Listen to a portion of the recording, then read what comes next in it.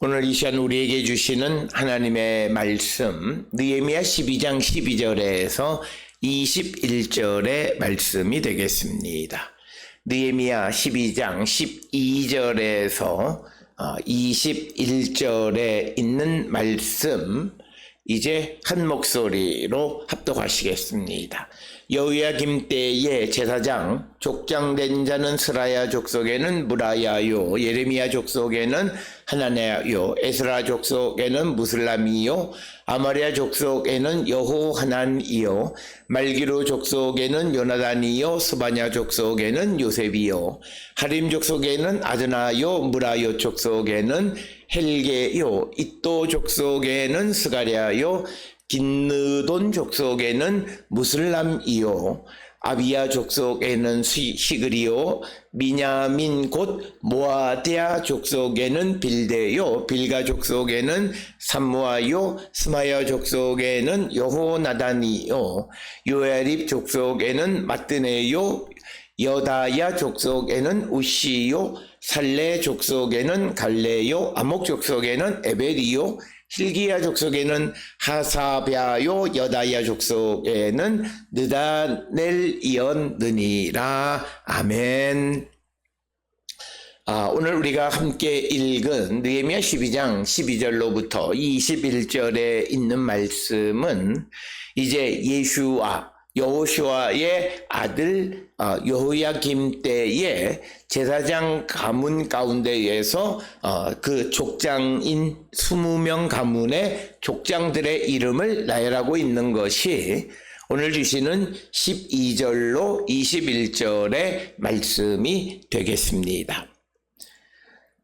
특별히 오늘 주시는 본문의 말씀을 이해하기 위해서는 앞절에 10절에 보게 되면 예슈아가 요야김을 낳았다 이렇게 기록하고 있습니다. 그리고 나서 오늘 주시는 12절에 요야김 때의 제사장이면서 그 가문의 족장들은 그러면서 20개의 제사장 가문의 족장 20명에 대해서 기록하고 있는 것이 오늘 주시는 본문의 말씀이 되겠습니다. 그래서 오늘 주시는 본문의 12절로부터 21절까지에서 20개의 제사장 가문 가운데에서 그 족장인 20명의 사람의 이름이 나열되어져 있는 것이 되겠고, 이 제사장들은 모두가 이 예슈아의 아들 요야김 때의 제사장이었다라고 하는 것이 오늘 주시는 12절로부터 21절까지의 말씀이 되겠습니다. 따라서 오늘 주시는 이 본문의 12절로부터 21절에 이 제사장들의 족보를 그 족장들의 이름을 쭉 언급하고 있는 것이 무슨 목적이냐라고 하는 것은 이제 세스바살과 함께 스르바벨 때의 예루살렘으로 돌아온 사람 가운데에 예슈아의 아들 요야김 때의 제사장들이 이렇게 많은 사람들이 체계적으로 그들에게 주어진 일을 담당했다라고 하는 것을 우리에게 가르쳐 주는 것이고, 특별히 여러 사람들의 이름들 가운데에서 예슈아의 아들 요야김 때를 이야기하는 것은 예슈아가 귀환해서 그의 아들 요야김 때부터 시작해서 그 전통을 이어갔다라고 하는 것을 강조하기 위한 것입니다. 특별히 우리가 지난 시간에 보았던 10절 11절에 있는 예슈아로부터 시작을 해서 얏두아까지의 그 대제사장들의 이름을 언급했는데, 예슈아가 예루살렘으로 돌아와서 그때부터 예루살렘에는 조직적으로 제사장들이 그 직무를 수행했음을 강조하는 것이 오늘 우리에게 주시는 본문의 말씀이 되겠습니다. 그래서 강조하는 것은 뭐냐면, 앞에서 말씀을 드렸듯이 10절, 11절에 있는 이 족보가,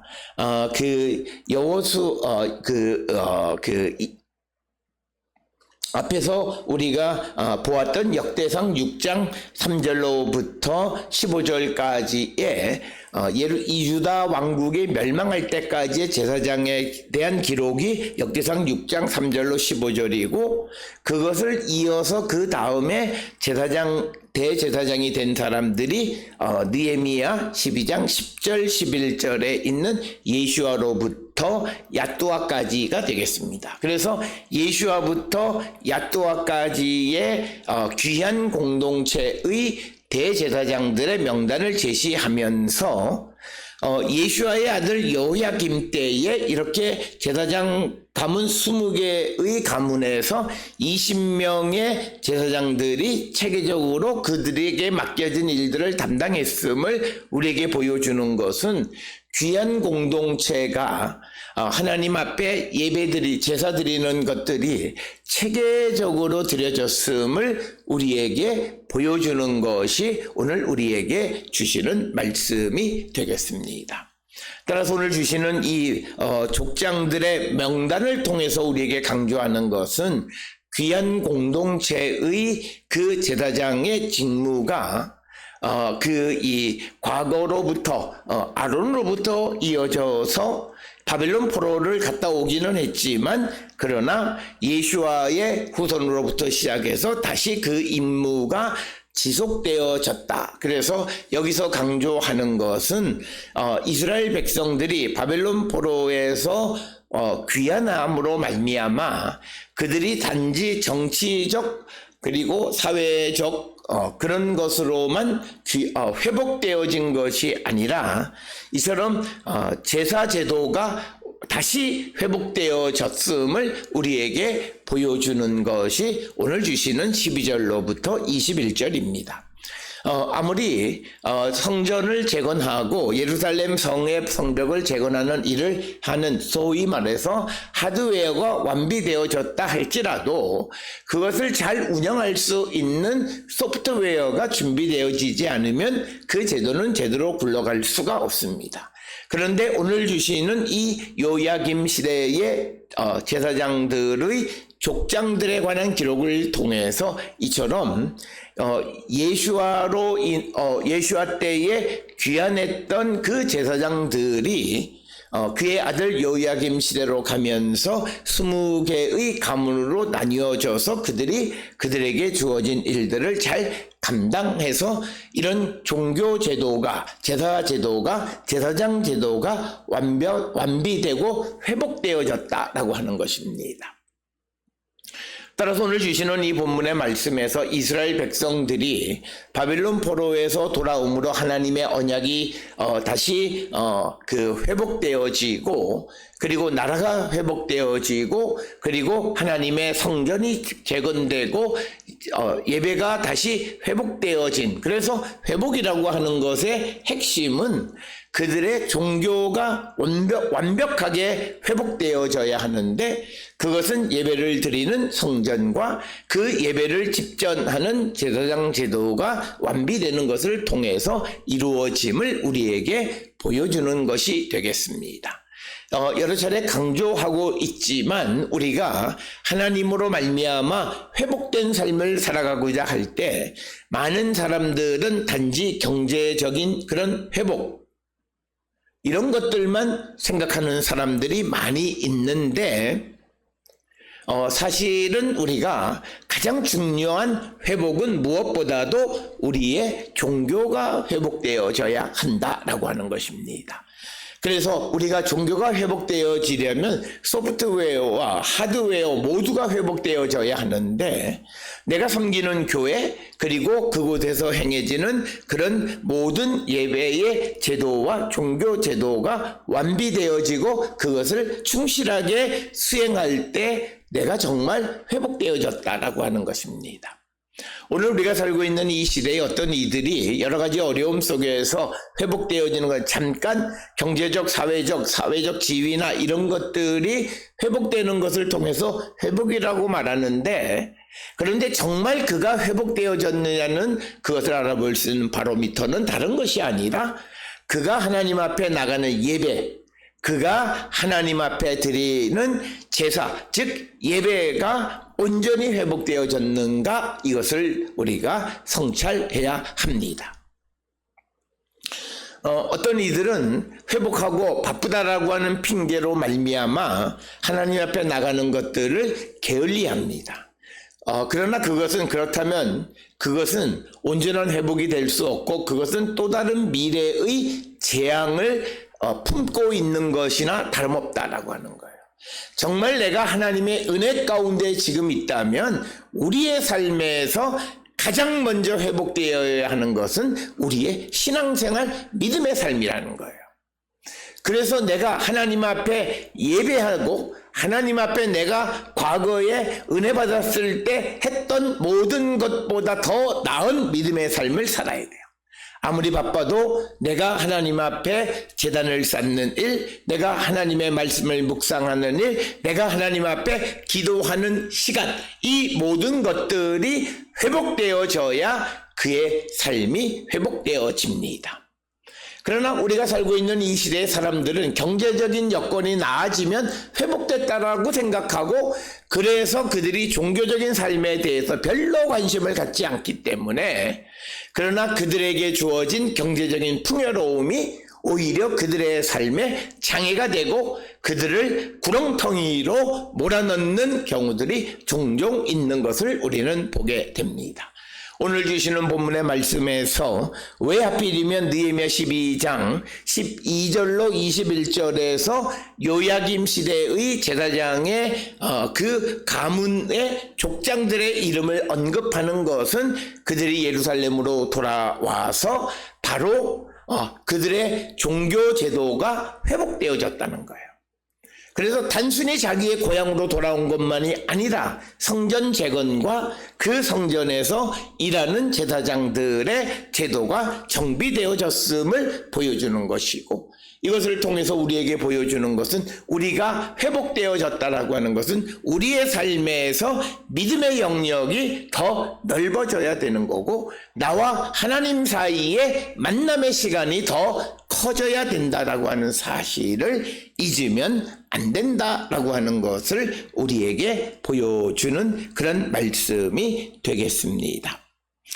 오늘 주시는 이 본문의 말씀에서 요야김 시대가 정확하게 어느 때인가를 결정하는 일이 그렇게 쉽지 않은 것이 되겠습니다. 특별히 우리가 이 느헤미야 12장 26절에 보게 되면, 이상의 모든 사람들은 요사닥의 손자 예슈아의 아들 요야김과 총독 느헤미야와 제사장 겸 학사 에스라 때였느니라. 그러니까 뭐냐면 느헤미야 12장 26절에서는 요야김 때, 느헤미야 때, 그리고 에스라 때가 같은 시대였다 이렇게 말하지만, 그러나 이것은 우리가 이 성경은 그렇게 기록되어 있지만 실질적으로는 그렇지 않습니다. 우리가 잘 아는 것처럼 요사닥의 손자 예슈아 의 아들 요야김 시대가 어느 시대냐를 정확하게 알 수는 없지만, 예슈아는 세스밧살 스룹바벨과 함께 예루살렘으로 왔던 자, 그래서 그는 6세기 말엽에 활동했던 자이고, 그리고 느헤미야는 그가 2번 예루살렘에 온 일이 있지만, 그러나 그의 주된 활동 시기는 주전 5세기 후반이고, 그리고 느헤미야가 예루살렘에 왔을 때의 대제사장은 그때 엘리야십이었다, 이렇게 기록하고 있습니다. 특별히 그 엘리야십이라고 하는 것은 요야김의 아들로 기록이 되어 있습니다. 느헤미야 12장 10절에 그렇게 되어져 있고, 그 다음에 또 우리가 이 에스라가 돌아왔을 때에도 그 에스라는 느헤미야의 첫 번째 귀환보다 후에 예루살렘으로 돌아왔다, 이렇게 보통 이야기를 합니다. 그렇기 때문에 오늘 우리가 이 요야김 시대가 느헤미야 12장 26절을 통해서 요야김 시대가 느헤미야와 에스라와 같은 때다라고 말하기는 매우 어렵다라고 하는 것이고, 아마도 이렇게 기록한 것은 여러 가지 가능성을 추정할 수는 있지만, 첫째 가능한 것이 바벨론 귀환 공동체에서 중요한 역할을 했던 사람, 물론 귀환하는 일을 했던 예슈아와 그리고 스룹바벨 이런 사람들은 귀환하는 데 역할을 했지만, 귀환한 다음에 중요한 역할을 했던 종교 지도자는 요야김이고, 정치적으로는 느헤미야이고, 그리고 제사장 학사 겸 제사장이었던 에스라였기 때문에 이것을 기록하는 사람이 마치 그 세 사람이 같은 시대, 그래서 같은 시대라는 건 귀한 공동체라고 하는 의미에서 같은 시대를 이야기하는 것이지, 동시대에 활동했던 자를 나타내는 것은 아니다, 이렇게 설명할 수 있습니다. 따라서 오늘 주시는 본문의 요야김 시대가 정확하게 어느 시대인가를 결정하는 것은 매우 어려운 것이지만, 그러나 12장 26절을 통해서 느헤미야와 에스라와 같은 시대라고 말하기는 여러 가지 정황으로 봐서 어려운 일이다라고 하는 것을 우리가 기억하셔야 되겠습니다. 따라서 오늘 주시는 본문의 말씀에서 12절로부터 21절은 바벨론 포로에서 돌아와서 예루살렘에 돌아온 귀한 공동체들이 성전을 재건하고 그리고 또 제사장 제도를 완비해서 하나님의 제사가 완벽하게 회복되어졌음을 보여주는데, 그 가운데에서 제사장의 제도가 완비되어졌음을 보여주는 것이 12절로 21절에 제사장의 족장들의 명단을 제시함으로 그것을 보여주고 있다라고 하는 것입니다. 그래서 요야김 때에 이런 것이 형성된 다음에, 그 다음에 대제사장이었던 엘리야십 시대거나, 또 그리고 요야다거나 요나단 그리고 야뚜아까지 그 전통이 이어져 간다라고 우리가 이야기할 수 있습니다. 그래서 오늘 주시는 본문은 제사장 제도가 완비되어짐으로 하나님 앞에 제사하는 일들을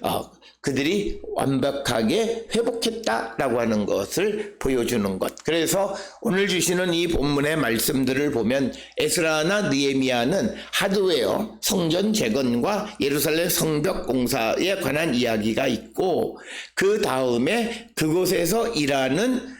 제사장, 레위 사람, 그리고 이스라엘 백성들에 관한 언급을 하는데, 오늘 주시는 것은 예슈아의 아들 요야김 제사장 때의 그 제사장들의